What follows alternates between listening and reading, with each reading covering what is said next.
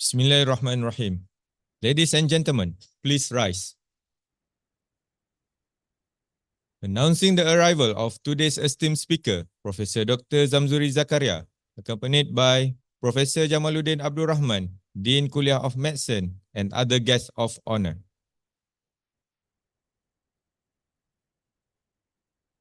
Nadiku berganda, gemuruh jiwa, semangat membara dari puncak ini ke angkasa, berkalungkan bintang berkelipan, mendekat jauh dari yang biasa.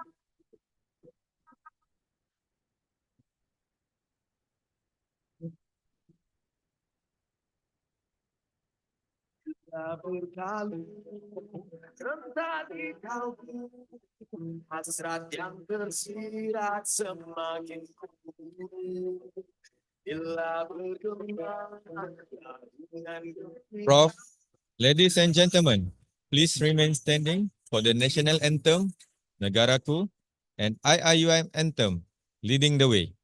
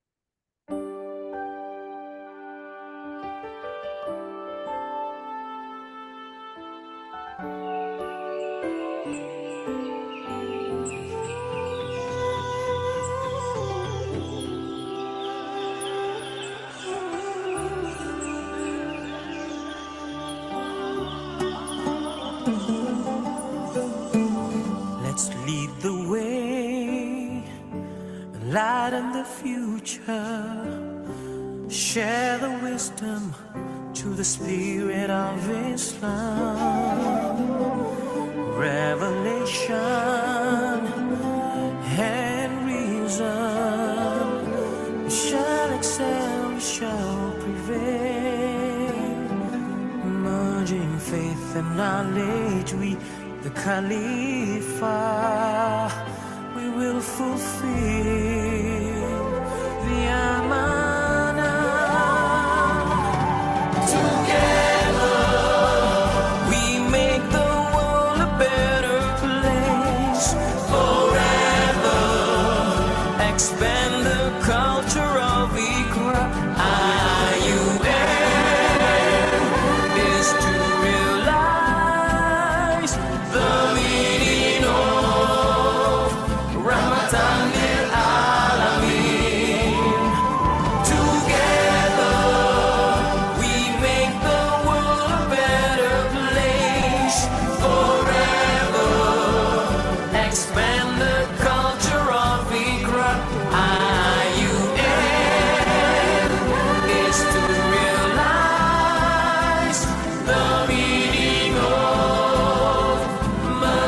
to all the world, for all mankind.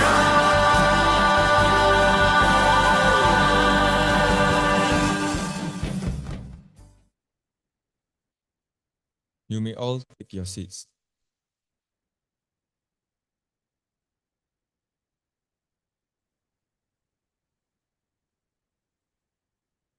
Assalamualaikum warahmatullahi wabarakatuh and very good morning to Professor Dr. Ahmad Hafiz Zulkifli, Campus Director IIUM Kuantan, Professor Dr. Samsul Draman, Deputy Campus Director of Academic Support Services of IIUM Kuantan, Associate Prof. Dr. Razman Muhammad Ros, Deputy Campus Director of Student Development and Support Services of IIUM Kuantan, Professor Dr. Jamaluddin Abdul Rahman, Dean of Kuliah of Medicine, Professor Dr. ZAMZURI Zakaria, Professor Dr. Kamaruzaman Yunus, Deans, Directors, Deputy Deans, Head of Departments, Professors, Associate Professors, Doctors, Brothers and Sisters. Ladies and gentlemen, to invoke the blessing of Allah Subhanahu wa Ta'ala, please allow me to invite Ustaz Umar Abdul Aziz from Masjid Sultan Haji Ahmad Shah to recite the opening doa. Please welcome.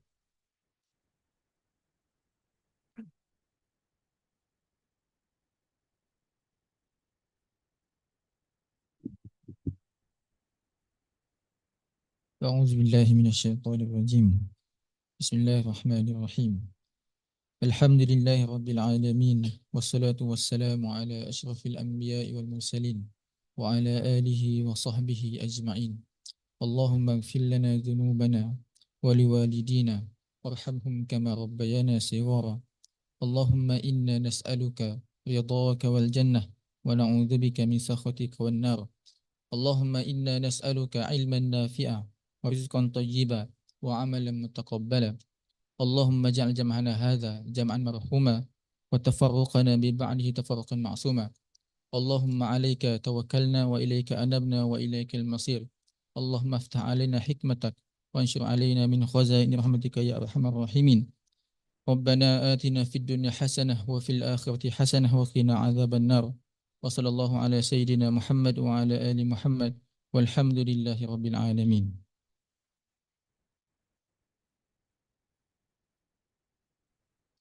Amin, amin, ya Rabbal Alamin. Shukran, Ustaz. Ladies and gentlemen, I am Dr. Muhammad Shafiz Ahmad Ismani, your MC for today's event. First and foremost, on behalf of the organizing committee, I would like to extend our warm welcome to all of you for being here in this event. Today, on the 21st of August 2024, 16th of Safar 1446 Hijriah, Allah has permitted us to gather here to witness another series of Professorial Lecture by our Professor of IIUM Kuantan Campus. This morning, we will be celebrating Kuliah of Medicine renowned Professor, Professor Dr. ZAMZURI Zakaria, who will be delivering his Professorial Lecture in this honorable hall.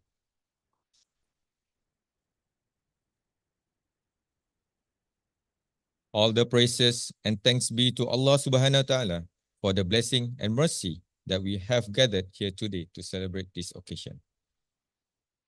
Ladies and gentlemen, now I have the distinct pleasure to invite Professor Dr. Jamaluddin Abdul Rahman, Dean Kuliah of Medicine, for his welcoming remarks. Please welcome.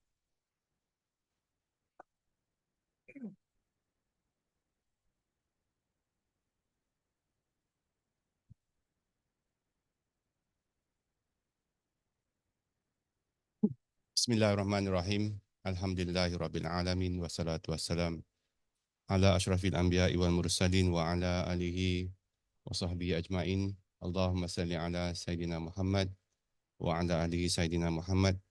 Rabbi shrah li sadri wa yassir li amri wa halul 'uqdatam min lisani yafqahu qawli. Subhanaka la ilma lana illa ma 'allamtana innaka antal alimul hakim. Prof. Datuk Dr. Hafiz Zulkifli, Campus Director IUM. Prof. Datuk Dr. Muhammad Safi Awang, Hospital Director Sultan Ahmad Shah Medical Center. Prof. Dr. Samsul Rahman, Deputy Campus Director of Academic Support Services in IUM Kuantan.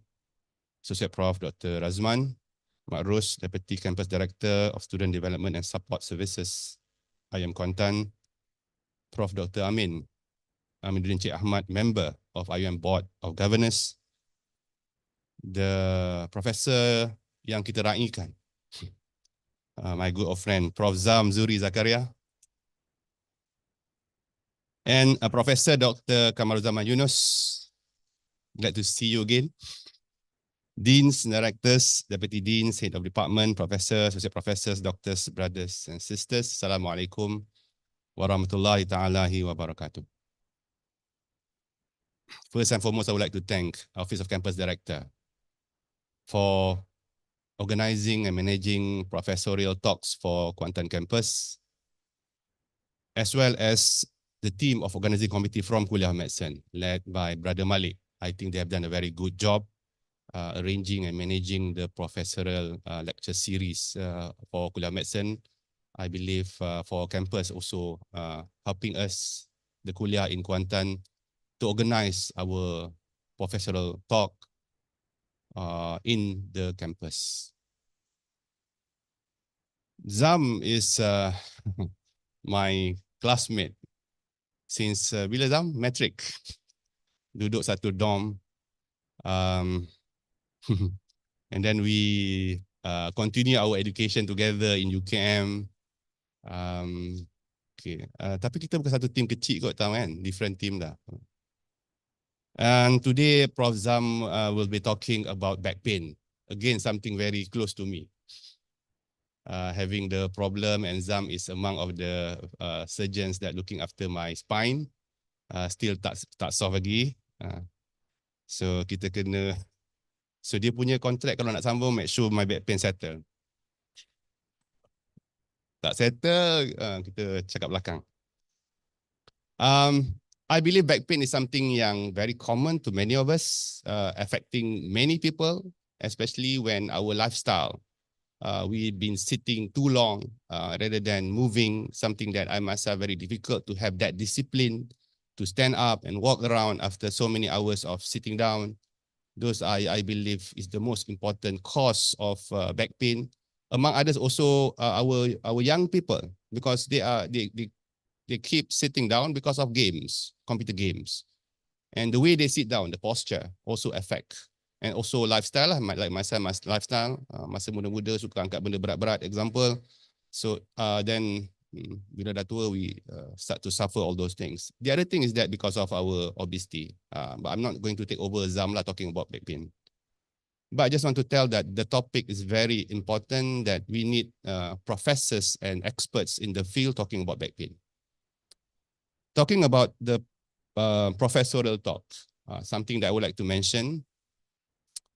What is professorial talk? For other university, they have professorial talk. Sometimes they call it Syarahan Perdana in UKM and different names for other universities. But basically, sometimes it is made as a requirement for the next promotion. Professor, you know, is VK7. For you to be certain university, you have to be invited. Certain university, you must be eligible to apply for the next stage of promotion. For IUM, we don't really have that. In fact, the revive of professorial talk is, I still remember when Prof. Haris, I believe Prof. Haris is online, I hope, when he believed that it's important for the university to relive or make sure that we celebrate again the professors. Because we have people who have been doing and studying this subject of their interest, their passion over years. 20 years of time studying the same topic. And to be a professor, you must be able to profess that field of expertise that you are preaching. When we say you are a renowned professor, you are a renowned expert in the field, you can claim, yes, you can claim, but it should be verified by your peers. And as far as IM is concerned, we have to go to the next level. Not just your peers recognize your expertise, the community should recognize your expertise. So this is something I believe is very important for any professors.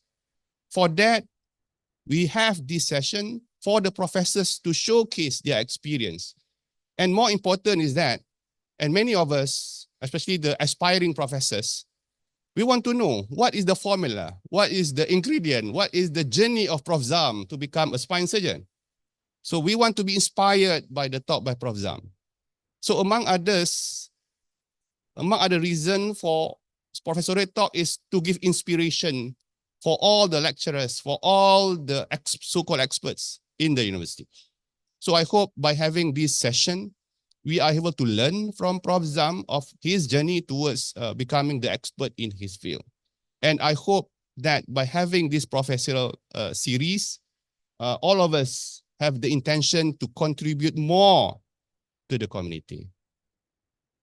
Professorial talk can be a step of recognition of a professor, but I would like to remind myself especially that as much as we like to be recognized in this world, we hope that Allah will recognize us as well. When Prophet Sallallahu Alaihi Wasallam mentioned to Ubay bin Ka'ab radiallahu an, "Oh Ubay, Allah commanded me to read Quran before you."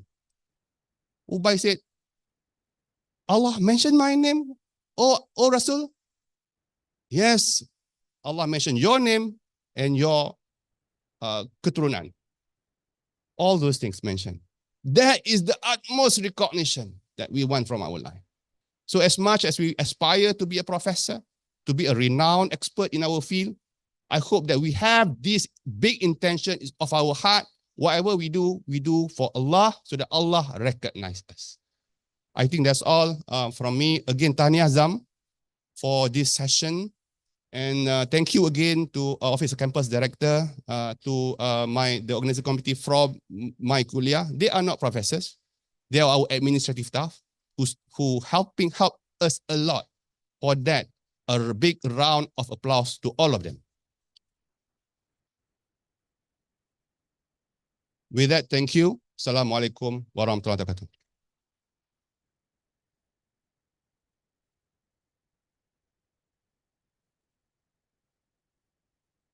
Thank you, Prof. Distinguished guests, brothers and sisters, we are very close now to our main event, but before that, I would like to invite Professor Dr. Kamaruzzaman Yunus to deliver a brief presentation and introduction of our senior professor and speaker for today's professorial talk. Professor Dr. ZAMZURI Zakaria, please welcome.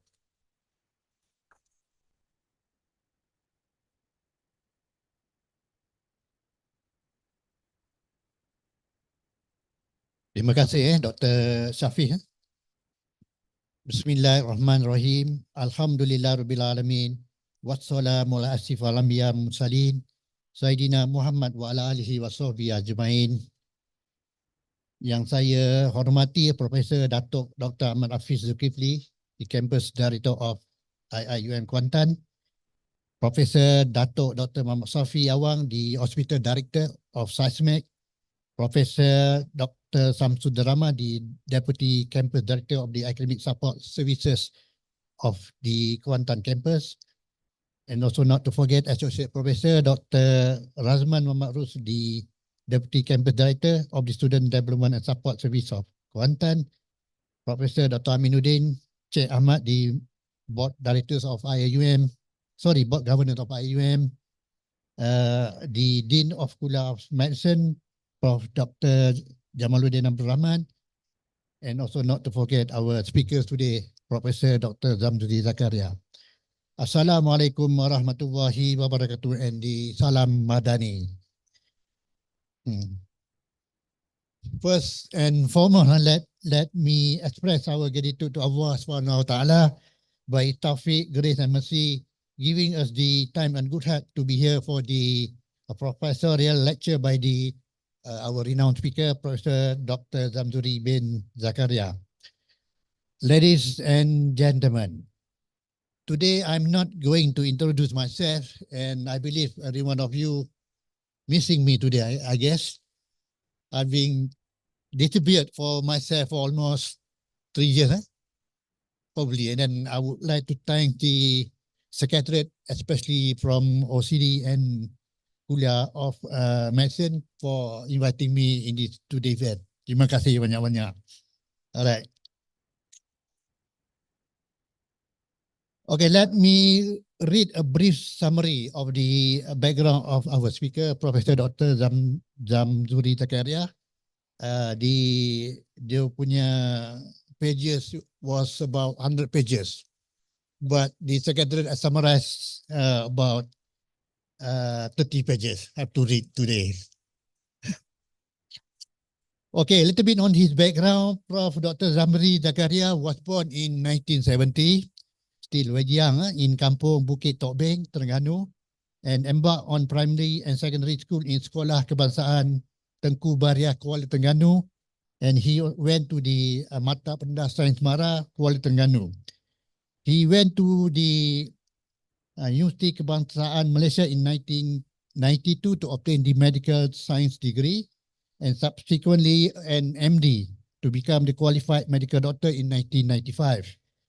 And he successfully obtained a master in orthopedic from University Kebangsaan Malaysia in the year of 2002. And furthering his hyperstite, he completed a prestigious spine fellowship in Adelaide, Australia, and now is the a specialist in the advanced of spinal surgery. And Prof. Dr. ZAMZURI ZAKARIA started his professional academic career in the year of 2001 as a trainee in the Kuliah of Medicine after serving the government for more than 2 years. And he has served IUM for over 2 decades in various capacities as an academician and an academic administrator. As a teacher and a mentor, he has guided countless young orthopedic surgeons and spine fellows, inspiring them to strive for excellence and refine their clinical skill. And his expertise in leadership as an orthopedic spine surgeon and lecturer have led to his appointment as an external examiner by numerous faculties of medicine at the Public University IPTA, the Conjoint Board of Orthopedic Surgery, the College of Surgeons, and the Ministry of Health of Malaysia. And in this role, Prof. ZAMZURI has played a pivotal part in ensuring the highest standard of education and professional competency for future generation of the medical practitioner. And a little bit on research, he has secured more than $500,000 ringgit in research grant, including those awarded by the MOHAMAD, Ministry of Science, Technology, Innovation, the MOSTI, the CIRIM, and also some from the local universities. His work in spinal surgery, including the preclinical in vivo evolution of synthetic bone material, osteopaths, has earned him prestigious awards and winning several gold, silver, and bronze medals in invention and innovation exhibition nationally and internationally. His research extends to the areas such as spinal tuberculosis and orthopedic biomaterials, where he has published over 100 scientific articles in high-impact journals, advancing global medical knowledge. And as a result of his outstanding contribution in academia, Prof. ZAMZURI ZAKARIA was promoted to a full professor in the year of 2019. And on the professional level, he is often invited as the keynote speaker in many national and international orthopedic and spine surgery conferences. He also sits on the expert panel in evaluating research grant and university accreditation program. He currently serves as the clinical director of Sultan Ahmad Shah Medical Center, or in short, SASMED, where his leadership and vision have brought about various improvements to clinical services and delivering high quality of care in the SASMED. And Prof. ZAMZURI legacy in spine surgery is most notably marked by the vital roles in the Malaysia Spine Society. And currently, he served as the past president and the president of the society in the year between 2021-2023, and he has been instrumental in shaping the direction of the organization. And under his stewardship, the society has flourished, promoting professional development among spine surgeons and fostering a culture of collaboration and innovation. and his support has created a stronger network of expertise that resonate both locally and throughout the Asia Pacific region. All right, a little bit on the involvement in the community outside of the professional law. He has dedicated himself to nurture the next generation through his leadership at the PIBG, or the Parent Teacher Association, in the Sekolah Kebangsaan Bukit Setongkol from the year of 2011 to the 2019. As the chairman of the PIBG, he has been a driving force behind initiatives that greatly enrich the teaching and learning environment for students. He has spearheaded projects such as the construction of the school throughout and championed the development of the academic program that focused on improving student performance and enhancing classroom resources. He also played a key role in organizing community building events and fundraising initiatives, fostering closer relationship between parents, teachers, and the student. And on the social life, and Prof. ZAMZURI understand on the importance of the balance of the life outside of the operating room and lecture hall, and then you can find him enjoying a round of golf or exploring new destinations through traveling. And this passion allow him to unwind and recharge, reminding us of all that the value of maintaining the healthy work-life balance. And his ability to juggle these personal interests alongside numerous professional responsibilities is a testament to his dedication to living a full and well-rounded life. And finally, ladies and gentlemen, it is my distinct pleasure to introduce our speaker, Prof. Dr. ZAMZURI bin Zakaria. And today he will be sharing with his insight on back pain. Please join me in giving him a warm welcome to Professor Dr. ZAMZURI bin Zakaria. Thank you very much.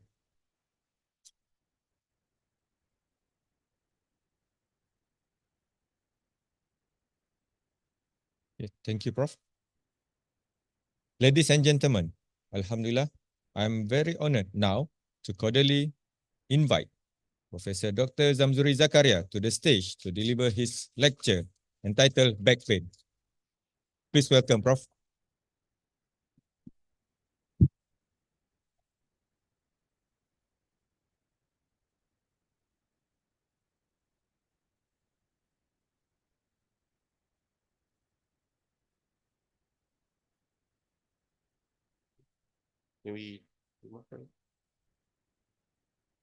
Bismillahirrahmanirrahim. Assalamualaikum warahmatullahi taala wabarakatuh dan selamat pagi. So I will give a talk today on the topic where I think I'll be lecturing for almost 20 years. So which is something which is what I talk to my patient, even though not only in hospital but also at home. So sometimes I say, so if let's say I don't talk about this, so it's very difficult for me to get away from talking about back pain in my life. So I will start my lecture put my lecture into 3 segments. The first segment will be I'm talking about non-academic stuff. The second segment will be on the academic stuff. Then the third segment will be again on the non-academic stuff. So hopefully you will try to enjoy the lecture because most of these slides are pictures, either the pictures of my patient that I operate or my pictures of the x-ray and post-op pictures, and then how does the patient post-operatively after I operate on the patient. So this is the collections of my patients because I'm not going to show you the journals or medals or what. I think this is my medals that I give to my patient. Okay, so what I'm going to tell you today is what surgery do I like to do, what surgery that I love to do, and what surgery I'll do every day, or not every day, maybe every week. So this is a collection of the slides that I either presented locally or internationally. So this is, I put this together as a professorial lecture today. So hopefully you can see and enjoy. And if let's say you have a problem, either you are here or you are in the Maya, so you can come and get the treatment later in my clinic. So let's start with this lecture. So I'm not going to talk a very hi-fi things today because I think the audience today either here or in the net, they are not spine surgeon. They are ordinary people. So I will talk something which is so the tone of the language everybody can understand. So I will go to my first part of my lecture. I will show you, I will praise my teacher. Who's my teacher? I think that's very important. Even though for me, I believe my teacher tell me where you go, you must praise your teacher because he's the one who bring you to the world. It means he teach you how to become where I am now.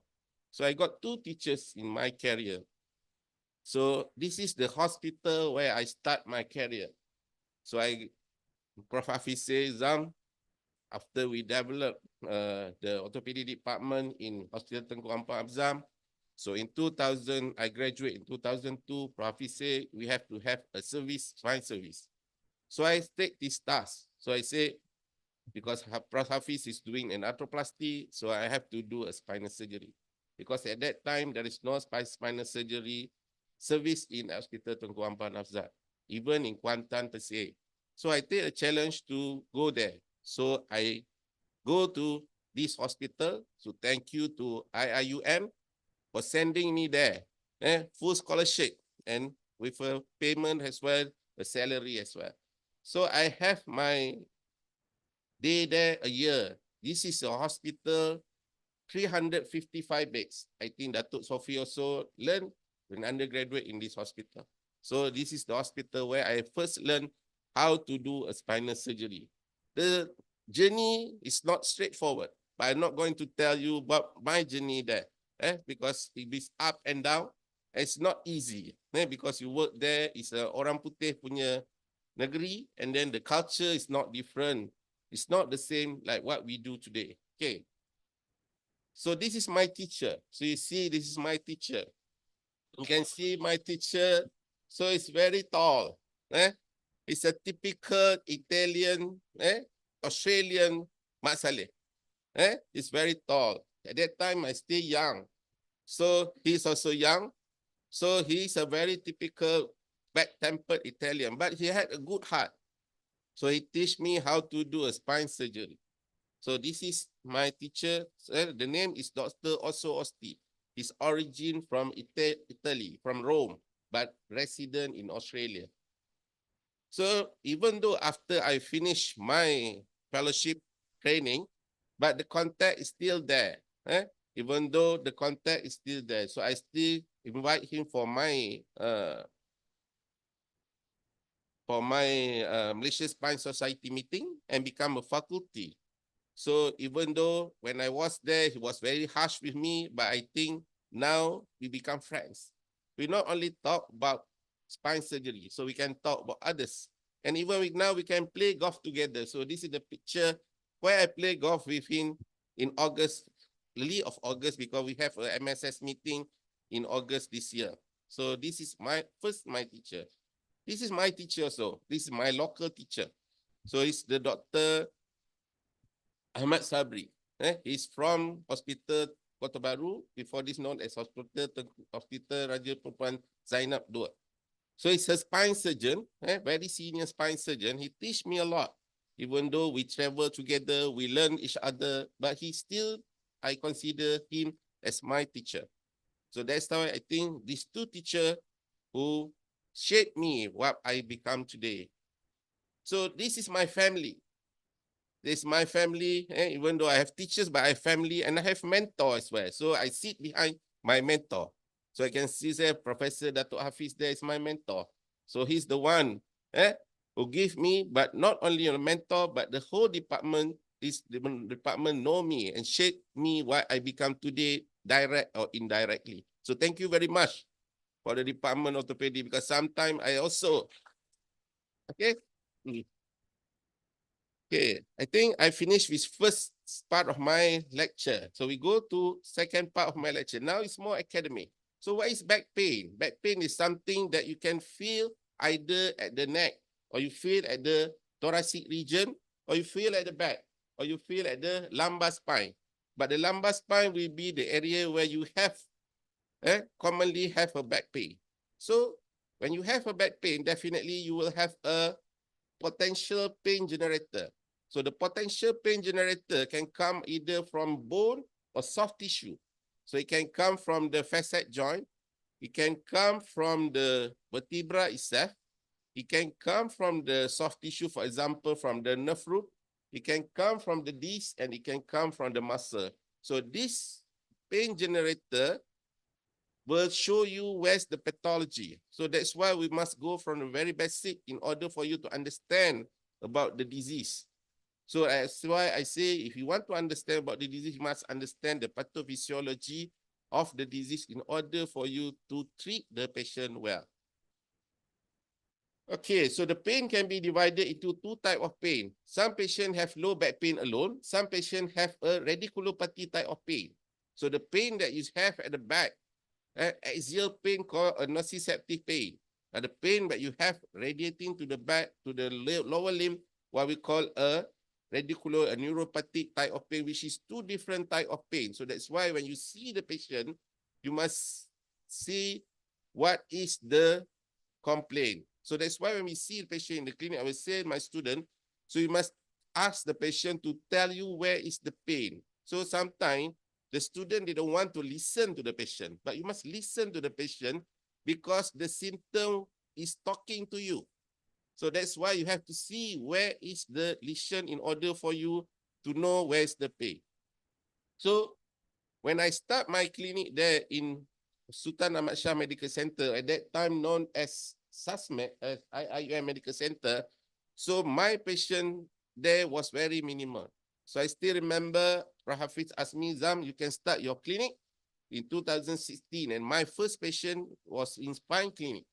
So I saw the patient, so we start to get the clinic start in order for us to know what is the problem that we face if, let's say, we have a problem. So if you see the number of the patient that increase, towards the year, and then I see my patient a lot. If you see my Wednesday clinic, because my spine clinic will be on Wednesday, you see a lot of patients there. I mean, most of them are seen by the postgraduate and by me or by my specialist. But sometimes because I am holding the administrative post, I very concerned. I tell Dr. Siti, Wednesday, I must be in my clinic. So if not, the patient will not see me. So that's why Wednesday morning, no meeting.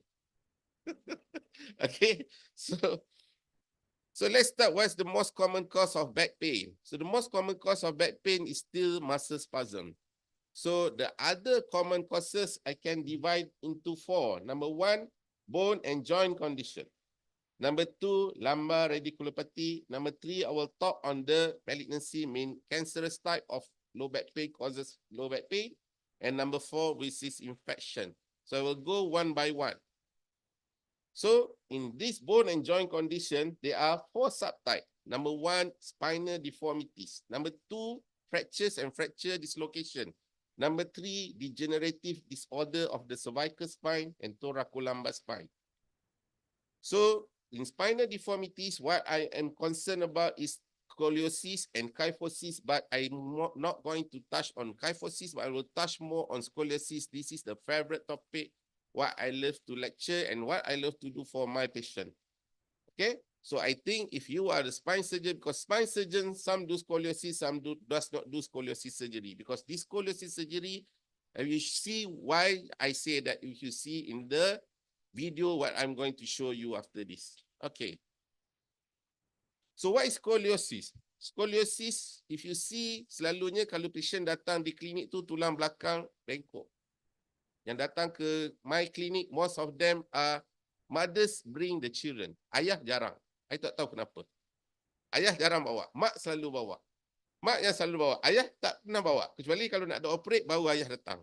Mak tak akan datang. Ayah tak akan datang in the first place. I don't know why. So I think mother are more concerned with their children. and they are more concerned. So scoliosis means it's a three-dimensional deformity. It's a three-dimensional deformity. When you see there is, when you look at the AP view or coronal cut of the X-ray, there is a lateral curvature. And you measure the corpse angle is more than 10 degrees. So that's why the scoliosis can be mild scoliosis or severe scoliosis. Okay. So maybe mild scoliosis you treat conservative, or severe scoliosis you operate. So you can have a scoliosis at the thoracic area, lumbar area, thoracolumbar area, or combined scoliosis. Okay. Some very bad, some moderate, some very severe. Okay. So what is the etiology of scoliosis? It can be divided into 4 types. Number 1, neuromuscular curve. Number 2, congenital curve. Number 3, curve that cause prior the other causes. For example, infection, tumor. And the 4th one is the idiopathic curve. So usually what the mother is concerned, they are not concerned about the cause. They are concerned about how bad is the curve. But we as a surgeon, we want to know what is the type of scoliosis, because the treatment is not the same. And the treatment is not the same. So that's why we want to know. So because most of the people know that scoliosis is congenital. That's not right. It's not all are congenital. Congenital scoliosis, you see most of them, they come to my clinic, usually referred by pediatric group. Some of them, they have other dysmorphic features instead of they got scoliosis. But others in patients with idiopathic scoliosis, they don't have these dysmorphic features. They are normal. When they are lahir, normal. Mak tanya lahir, normal. Tak ada masalah. When they grew also normal, but when they attain menarche, mean bila dia dah datang menses, the curve become more severe. Okay. Kalau lelaki selalunya when they become balik, so they become more severe. So most of these patients who come to my clinic, most of them got back pain because of the muscle imbalance. So that's why they come. It's not they will not come. If they don't come, the mother has to come. The mother will concern more, because they say the main treatment is cosmetic. But that's not true. Either the one is cosmetic or not cosmetic. So I'll show you my patient. Okay. So this is the classification that you use to do a Lanky classification. We call Professor Lanky. Do this classification, type 1, type 2, type 3, type 4, type 5, type 6. So this is one of my patient. I'll show you one of my patient. So this is a young patient. Usually they are below 20. They are 17, 16, like that. Because I don't treat pediatric scoliosis yet. Now I'm treating more on adolescent scoliosis only. So you can see this patient. If you see from the front, you can see there is abnormality at the chest wall, but not at the spine, because you don't see from the back. And then you can see the shoulder is at the same level, but you see the abdomen is not normal. So this is a young patient. So this is what you see from the back. So you see from the back, when you see the scoliosis is at the back, at the thoracolumbar area. And then you can see the hump, and then the shoulder is not the same level, and the trunk also is not at the same level. So this patient presented to my clinic when he was 14 years old. So most of the time, so we have, this is the bending film, what we do to show you either this curve is structural or non-structural. When you bend the patient, if let's say the curve is not structural, the hump will disappear. But if let's say you bend the patient, it's easy for you to check your daughter. Let's say you bend the patient, if you bend, it's disappear, it means the hump is not structural. But if the hump is persist, it means it's structural. Okay. So usually in SUSMED, what we do a long film X-ray. A long film X-ray, you shine from PA or AP. But in female, usually you shine from the back, because we don't want to shine from the front because there's a breast in the front. So that's why in female patient, we shine from the back. We do PA standing, and then we do lateral, and then we measure how bad is the scoliosis. So in this patient, you see how we measure the scoliosis, and then there's more than 100 degrees. So we do also bending film, because we do bending film because we want to see how bad is the curve. The curve can be corrected or not corrected. So we want to know either it's structural or not structural. Sometimes there is a primary curve and secondary curve. So this is the patient. So after post-surgery, so we corrected back this patient, but our aim not to correct 100%. So we correct at least 80%. But if you can correct 100%, it's good. But in this patient, we corrected only 80%. So in this patient, we got a problem intraoperatively. He had to go 2 times for surgery because in doing scoliosis surgery, so that's why sometimes because we use neuromonitoring. So sometimes the neuromonitoring give you false alarm, but we have to follow the alarm say there is a problem intraoperatively. So he has to go for 2 times surgery. Then the next surgery was okay, successful, and post-operatively was alhamdulillah. So this is the check. How does the patient look after the surgery? And then he was well, and then he can play. He can usually this kind of patient we stay in the ward for 1 week. They can involve in activities after 6 months. So I want to show you because the mother is always concerned they can play sport or not.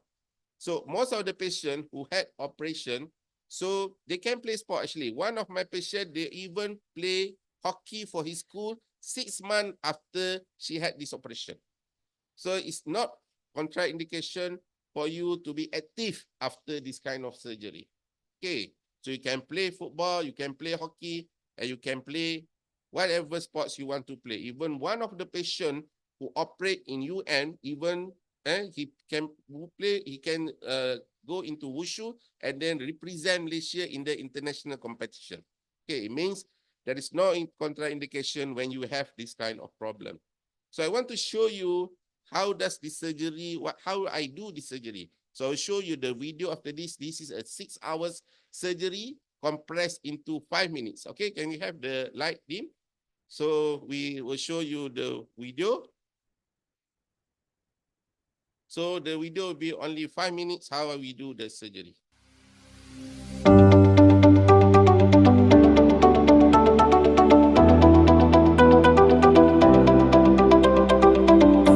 Assalamualaikum warahmatullahi wabarakatuh. So insyaAllah hari ini kita akan perform a surgery for patient adolescent idiopathic scoliosis. So type of surgery today adalah posterior instrumentation spine fusion level from T4 thoracic keempat to lumbar 3 to the lumbar 3. So actually this is a fusion corrective for deformity surgery. So kita akan bermula sekejap lagi insyaAllah, dan di sini kita tunjukkan X-ray patient mana kami lihat di sini pesakit mempunyai masalah tulang belakang. So type of scoliosis adalah Dengue type 1A and okay. Assalamualaikum warahmatullahi wabarakatuh.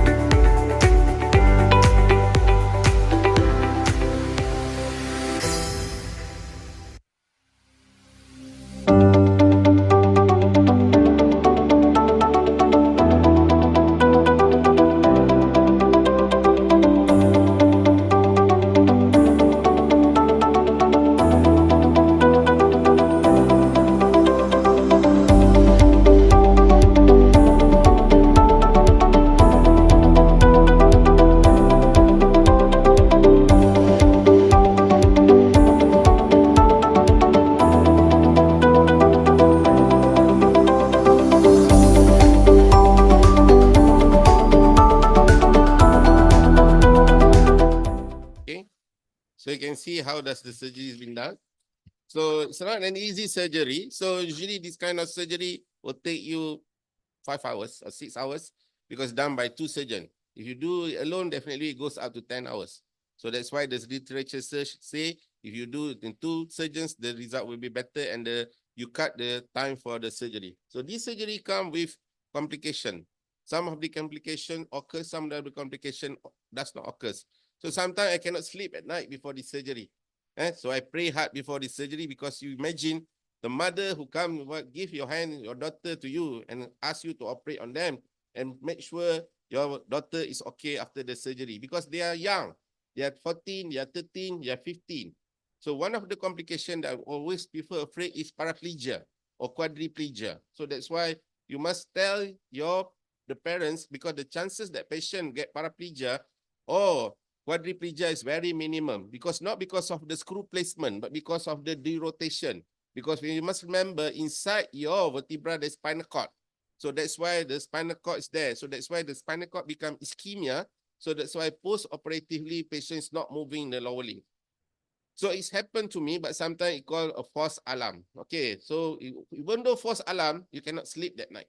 Because you have to see tomorrow because this kind of patient will go to ICU in the first day. And then the first day, and then the next day only you can have a fully assessment.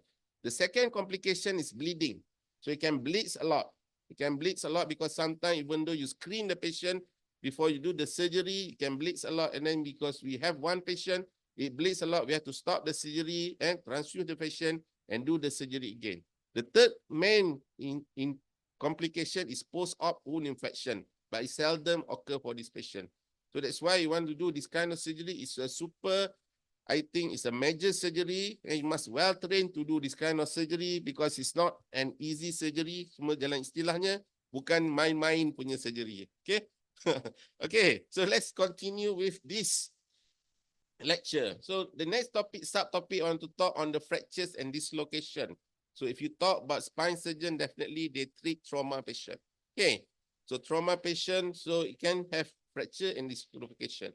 So fractures can occur at the thoracolumbar spine and cervical spine, and it can be divided into compression fracture, burst fracture, fracture dislocation, or flexion dissection type of fracture. So this fracture can be divided into stable and unstable. Unstable fracture you treat operatively, stable fracture you can treat conservatively. So not all patients you treat.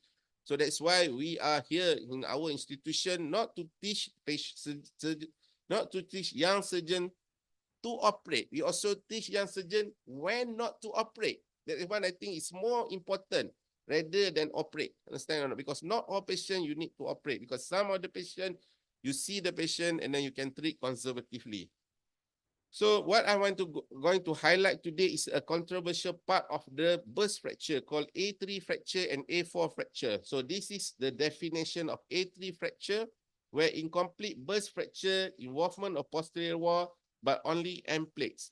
So this is how the picture looks like when you have a fracture or A3. So this is another fracture called A4 fracture, a complete burst fracture, involvement, both end plates. So this is how it looks like. So this kind of fracture can have neurology and sometimes they don't have neurology. I mean, they can have weakness at the lower limb, they can have paraplegia as well. Some of that got paraparesis.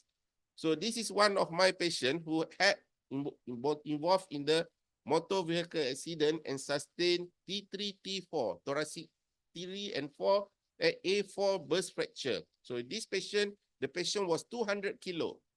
The patient was 200 kilo. It means if you put patient on the OT table, how you're going to imagine 200 kilo on OT table? Understand? So that's why I bring this case for discussion. So that's why I say, so we do the surgery, we manage to put the patient and then we secure the patient and then we operate on the patient. So another problem with this patient, when we put patient on neuromonitoring, the monitoring say there's no flow, even though clinically there is a flow. So we pray to God, we operate on this patient, and then we do instrumentation, and then Alhamdulillah, post-operatively patient was okay. So that's why I say when you do good for the patient, God will help you. Okay? So this is how the neuromonitoring looks like. So this is the neuromonitoring. This is a technology where most of the spine surgeons now use this technology. Before this, there is no neuromonitoring. So I think other surgeons also, like general surgery also do, neuro also do a lot. So I think spine surgery now we use, this is all the neuromonitoring. This is a device that patched to your body before the surgery. So it's a safe guide for you. You know where are the level or you operate. So either it's safe guide for you, either you are safe or you are not safe. But sometimes it gives you a false alarm. But even though false alarm, so you have to control your brain, and then I say you have to decide whatever good for the patient or not good for your patient. Okay. So the next subtopic I was going to talk is more on degenerative. It means more elderly patient. It's either cervical or thoracolumbar spine. So in this surgery, in this kind of patient, a patient, elderly patient who come with neck pain. Sometimes they can come with neck pain, with hand weakness, and sometimes they can come with no weakness. So in patient who got cervical problem, they got cervical spondylosis, they got cervical spondylotic radiculopathy, and they got cervical spondylotic myelopathy. That one is different because most of the patients who come, they are elderly patients. In patient who got cervical spondylotic radiculopathy, they got neck pain, and then they will have radiculopathy. Radiculopathy means pain and numbness. Follow where's your dermatome. Either it goes to your hand, and then it goes to your thumb, and go to your index finger. Will show you where is the pathology. But in patient who got cervical spondylotic myelopathy, they don't have pain and numbness. They got weakness of the hand. They are not able to use the hand for writing. And then they cannot use the hand, even in Chinese community, they cannot use their hand to use a chopstick. And then apart from that, they has a spasticity. It means when they walk, they cannot walk. They walk like a robot. So in this patient, you see the patient in your clinic, what type of patient, so you have to differentiate which one will be benefit for you, because not all the patient, some of them we treat conservative, some of them you treat operative. So I'm going to show you, so this is the pathophysiology of the cervical spine. So when you grew old, I mean, everybody, even though when I grew old, so I've got neck pain. I will not only have back pain, I've got neck pain. So when we grew old, we got neck pain, we got cervical spondylosis. Okay. So the pathophysiology, why you got cervical spondylosis, because you got osteophyte. So the osteophyte can come from the front, and then you can have a calcified disc from the front, which compress on the anterior spinal artery, and that's cause cord compression. So when they cause cord compression, so that's why the people come with neurology. From the back also, you will see patient who get a ligamentum flavum thickening. So this combination of anterior compression and posterior compression will give another symptom manifest for the patient, either for upper limb and lower limb. Let's have a look at this patient. So this patient is my patient also. He was referred to me. I think he was seen by few surgeons here in Kuantan. I don't know who referred it to me. He say, Prof, I want you to operate on me. I say, why? I say, because I was referred to you, say. So he worked in the one of the executive in Petronas. So he got the cervical spondylotic myelopathy. So this MRI show multiple level cord compression at the cervical area on the axial and your sagittal cut. This is another cut lower down. And then you go from, so we decided to operate this patient because of the technicality is more than 2 level. So I decide in this patient to go from posterior, because you can operate your neck from posterior and you can operate your neck from anterior. So you can choose where you want to go. It depends on the pathology. Where's the pathology? So I choose to operate from posterior. So this is how it looks like when we open. So we open from posterior, and then we do a decompression, and this is the check X-ray post surgery. So I'll do a laminectomy, decompression, and stabilize with a lateral mass screw. So after this, I want to show you, because surgery alone is not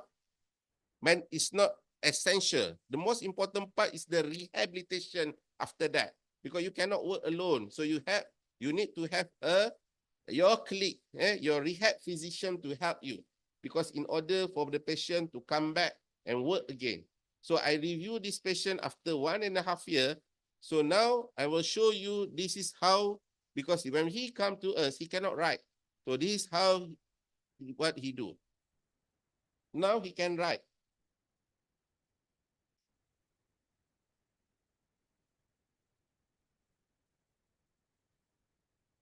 So he write there, saya dirawat oleh Prof. Zam. Okay. Okay. So when he come to us also, the gait is like a spasticity. So this is after 1.5 years. So you can see now the gait become normal. He can walk already. So he's back to work. Then he's very happy, and so he's now back to it. Another condition I want to tell you about a patient who gets spinal cord injury. So spinal cord injury can be divided into anterior cord or into complete or incomplete spinal cord injury. So what is important to highlight here, a cause of incomplete spinal cord injury. It can be divided into 4: anterior cord, posterior cord, central cord, and Brown-Séquard cord syndrome. So what I'm going to show you today is one of my patients who got central cord syndrome. It means the upper limb will be affected more than the lower limb. When you see the patient, this patient usually an elderly patient who got degenerative disease of the spine, meaning got spical spondylosis. When you got a minor trauma or trivial trauma, you got trauma without major injury. In this patient, he was cycling and he had a fall. And he come to our hospital with a motor power for the upper limb is grade 1 or 2, and the lower limb is grade 3. I mean, the upper limb affected more than the lower limb. Okay, so this is the MRI for this patient. You can see there is a multiple level involvement of the cord compression as well.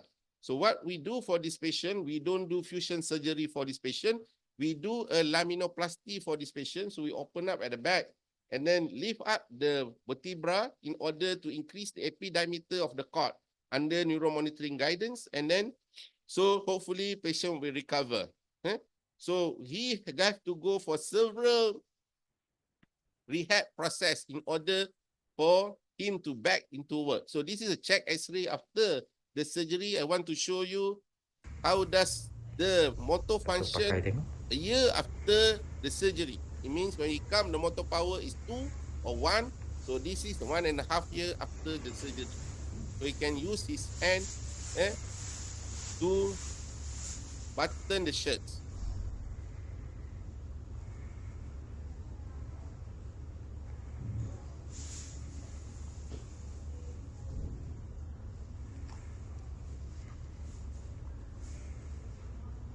Okay, ini last button. Sikit. It's okay. You can perform. Okay, Dato'. Okay. So this is how he write. Dah cuba menulis ke? So he write there hospital. Boleh je kan lah, sikit-sikit. UAE. So this is because the hand function is very important post-operatively compared to the operative. Power. Sebelum tu boleh tulis ke? Oh, lepas jatuh tu. So this is how he walks after the surgery. Okay. Jalan balik.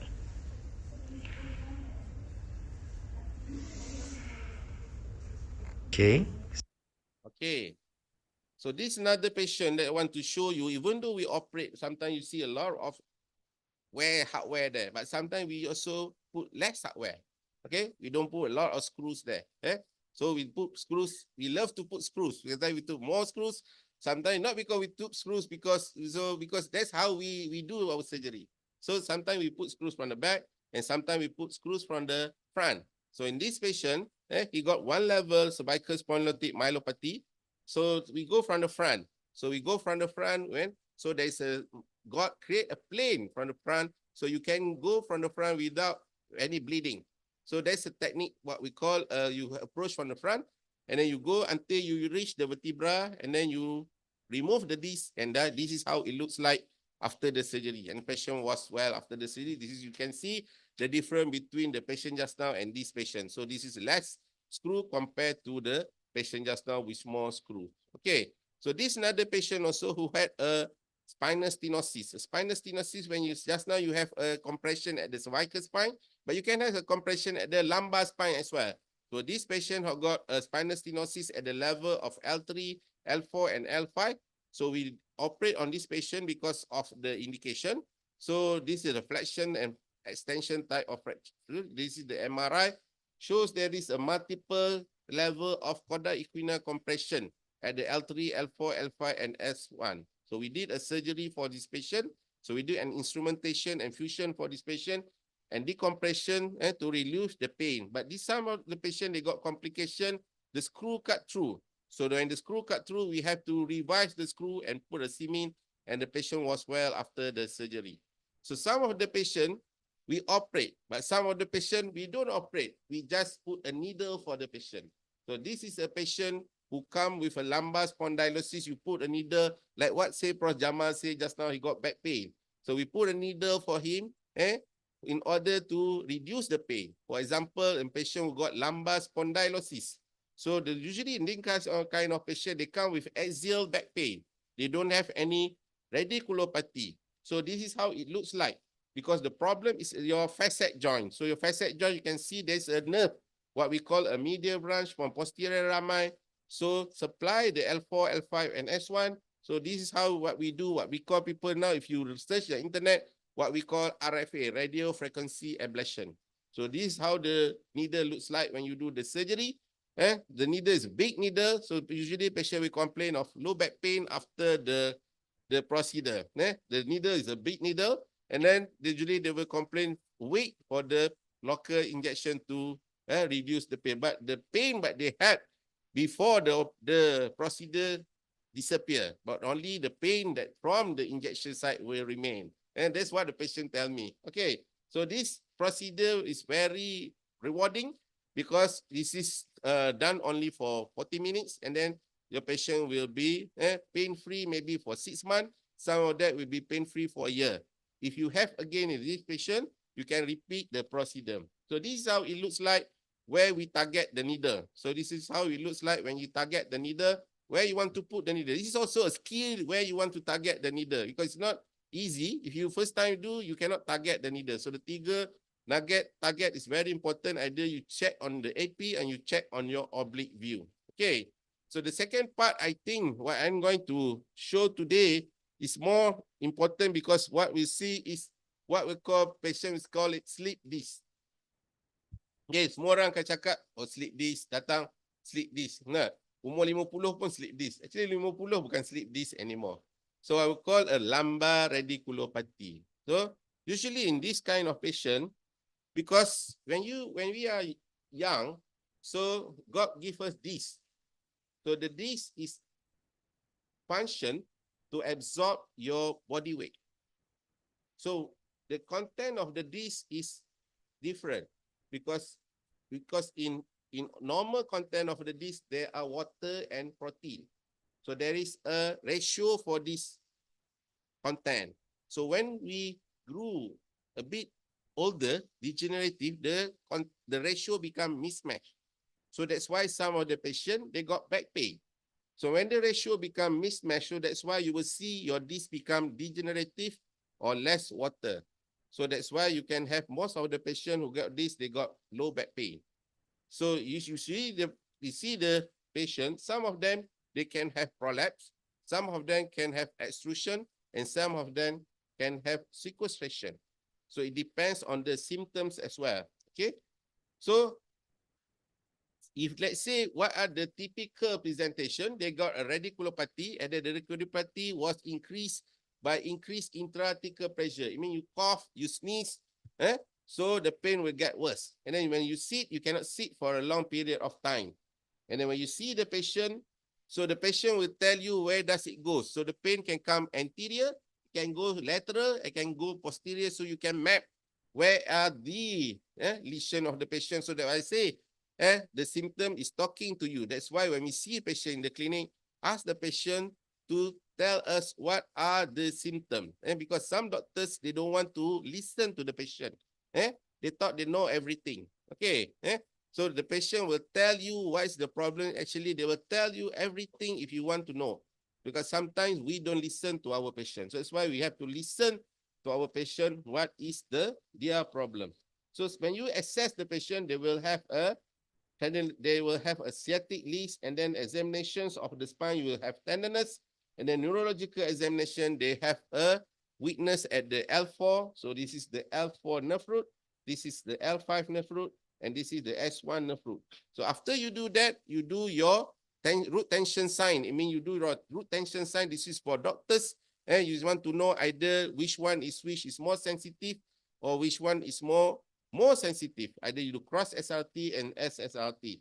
So most of the patient who got this problem does not need MRI. Okay, because this prolapse vertebralis is a clinical diagnosis. Understand or not? So you don't need MRI. MRI is a relative indication for you if you want to do MRI. Okay, because it's a clinical diagnosis, you don't need to do MRI to diagnose prolapse vertebralis. Okay, so that's why you do an X-ray in order for you to exclude any other pathology. So you can treat the patient conservative or you can treat the patient operatively. And then what type of exercise? This is the exercise that I used to ask my physio to do a Mackenzie type of exercise. Either you do flexion, extension type of exercise. So only 20% of the patient who got prolapse vertebralis we operate. Okay, not everybody we operate. Means only 20%. So there's indication. Number one, severe pain, progressive neurological deficit when you have very conservative treatment or you have Coda equina syndrome. So this is the MRI looks like. You do MRI actually when you want to operate on this patient, and this is the disc that we remove. Usually when you do this kind of surgery, it's very rewarding surgery when you remove the disc. Okay, so once you remove the disc, the radiculopathy will disappear. But if you don't remove the disc, the radiculopathy will still remain because the body will recognize this as a foreign body. That's why I always tell my student, if you want to operate on this kind of patient, if the MRI shows a significant size of this, if you don't see the disc or you don't take out the disc, you cannot close the wound yet until you see really come out with the disc where you see, correlate with MRI, and then you are happy and only you can close the wound. If not, you must search for it. Where is the disc fragment? Okay, it's very, very important. So this is, I do microscopic, but some of the patient we do endoscopic. Okay, so this is how you do endoscopic surgery. So some of the patient, you don't operate, you give patient on epidural steroid injection. Okay, the third common causes, I am going to talk about malignancy. So this is what patient, elderly patient, ni patient cancer yang datang. Okay, patient cancer yang datang selalunya either primary or secondary. Primary is not common, but secondary is very common. Secondary mean for female, dia selalu datang daripada thyroid. You can cancer, thyroid cancer or thyroid CA, breast CA, lung CA or urogyne problem, metastasis to the back. But most ladies who come to my clinic are breast CA patient who got metastasis. Okay, some of them got good result, some of them got very bad condition when they come to our clinic. In male patient, they can have thyroid CA as well, they can have lung, and they can have prostate. Okay, so that's why in this patient, you have to see, because the role of the treatment is not curative, but the role of the treatment is more palliative. So you have to see the patient, either this patient will benefit for your surgery or not. Because you must know either when you want to do the surgery of this patient, you must look at the four main part. Number one, the general condition of the patient. Either the patient will fit or not for surgery. Okay. Number two, you see what is the lifespan after the incident. I mean, how does the tumor behave? Is it aggressive or not aggressive? Number three, you have to look at how bad is the cord compression. And number four, you have to look at the other comorbidities at the patient. But sometimes I don't really look at how long the patient will survive, because I don't want to play God. So that's why, because God will tell you, some of the patients you cakap 6 bulan, setahun pun ada. So that's why most important, you see the condition of the patient, because the mainstay of treatment is palliative. So either you want to do surgery or you want to do non-surgery. If you want to do surgery, either aggressive or not aggressive. So at least if you do surgery for the patient, the quality of life become better. So that's why the aim of the surgery. I want to show you this one of my patients. Is a guru besar from Temeloh. They come to us in my clinic with paraplegia. So it's very eager to ask us to operate. So we review the patient, and then he got CA prostate, managed by the urologist on chemo, and then this is an X-ray show there's a winking out sign at the level of T3 and T4, and this is the MRI looks like.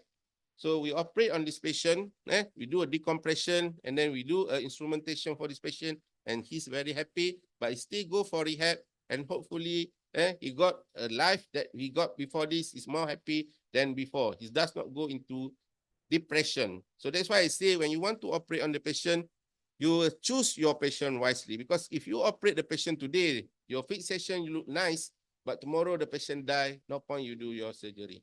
So that's why you must select your patient properly in order for you to do the surgery, because we don't play God.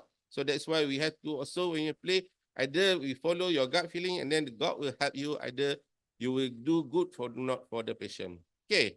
So the last topic that I'm going to talk on infection. So this is a very common topic also. It's on pyogenic vertebral infection and tuberculous spondylitis. This is one of my patients who got pyogenic vertebral infection. So you see in my clinic, young patient, elderly patient in pyogenic vertebral infection are patients who they are immunocompromised. So most of them, we don't see IVDU a lot here compared to Kuala Lumpur. So you see patient with chronic renal failure. So you see patient with chronic renal failure who come to us with a back pain. So when you do further investigation, blood investigation, radiological investigation, but still the mindset at the back of my mind, TB will be number one, because TB is very, very common. TB will be number one until you prove still there's a pyogenic vertebral infection. So that's why in patient with pyogenic vertebral infection, you do MRI, usually there's one level only involvement, and then it's no evidence of instability. You don't have to operate on this patient, but patient need to have IV antibiotic at least for 6 weeks, intravenous antibiotic for 6 weeks. So that's why you have to keep the patient in the ward for 6 weeks, and then you can change back to oral based on radiological, biochemical, and clinical condition of the patient. So all the patients who got this condition, they have 6-week antibiotic. Sometimes we continue with oral antibiotic, and then the infection settle. But you need to get, because I got most of the patient from nephro, sometimes prostate also refer patient to me because this patient is in condition. The next patient who got problem is called TB, tuberculosis. This one is very common. So some of the patient we operate, some of the patient we don't operate. You can see TB is very common. They involve more than 2 levels, and blood investigation show there's TB. You can see here from the MRI, look very big, swas abscess. We still put patient, because no neurology, we follow the middle pathway. So put patient on anti-TB drug, EHRZ or HSRZ, and then patient okay after a year, because they have to take anti-TB for at least a year. So, so it's very difficult for them to take a year. So this another patient also who had TB spine, and then come with relapse. So that's why we see the patient, we do MRI, and then we operate on this patient. So this, all the condition that I described just now is a common condition of my patient that I treat all, because this is not the picture from internet. This all the picture for my patient. Either I treat them conservatively or I treat them operatively. Okay. So I come to the third part of my lecture. I finished already. I'm going to come to the end of my lecture. So the third part of my lecture actually more on non-academic part. So when we become a professor, so we are not young anymore. We are not young anymore, because we can, nobody professor is young. Okay. So you need your legacy. You need somebody to be with you. Okay. You need somebody to be with you, because you cannot work alone. Because you have to have a team. Because the technology will progress.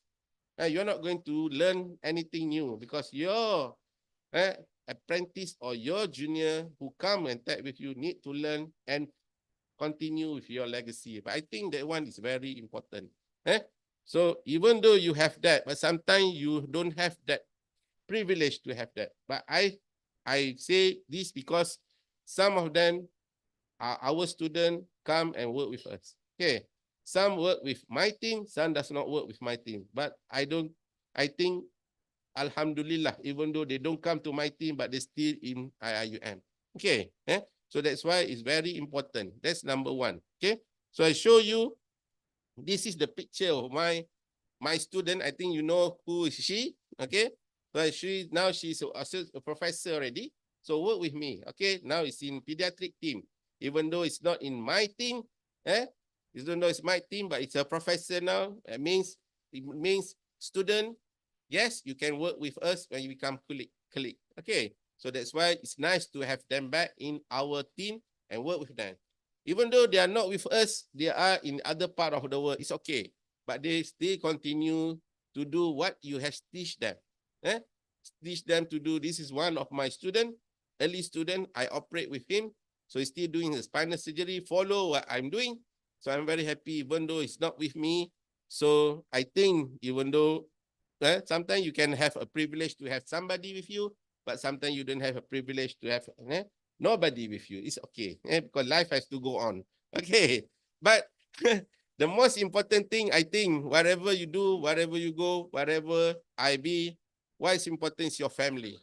Okay, your family is very important. Okay, so my family support me, either I at the top, I at the bottom. So it's very important for them to know that. Thank you very much. So I think before I end my lecture, I would like to thank the Secretariat, ada yang terlibat secara langsung atau secara tidak langsung dalam menjayakan program Professorial Talk pada kali ini. With that, I think I will end my Professorial Lecture today.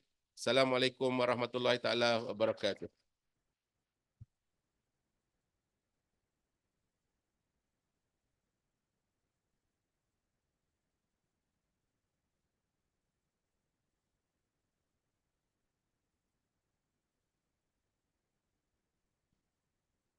Thank you, Prof. Zam.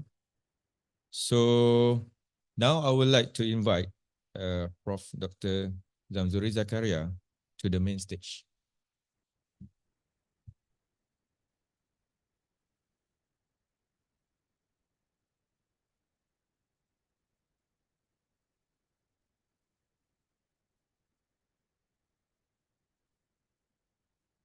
And then I would like to invite Professor Datuk Dr. Ahmad Hafiz Zulkifli to the main stage to present a token of appreciation to Professor Dr. ZAMZURI Zakaria.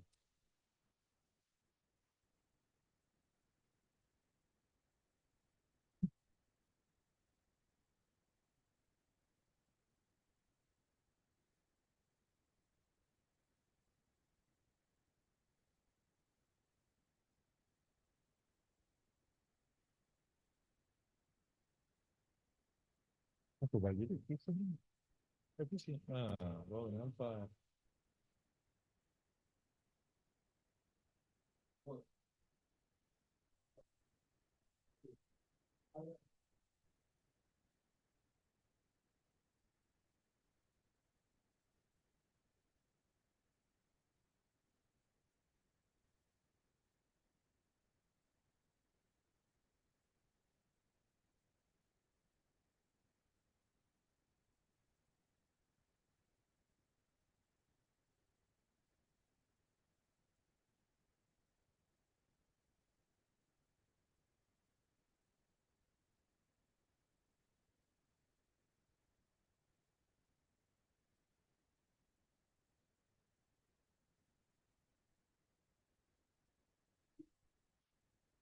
Okay, ladies and gentlemen, tentatively we should be having a group photo now. But before that, the Department of Orthopedic Traumatology and Rehabilitation with Public Relations Department of SASMAC had prepared a montage for our event today. So for that, just sit back and relax, enjoy the show.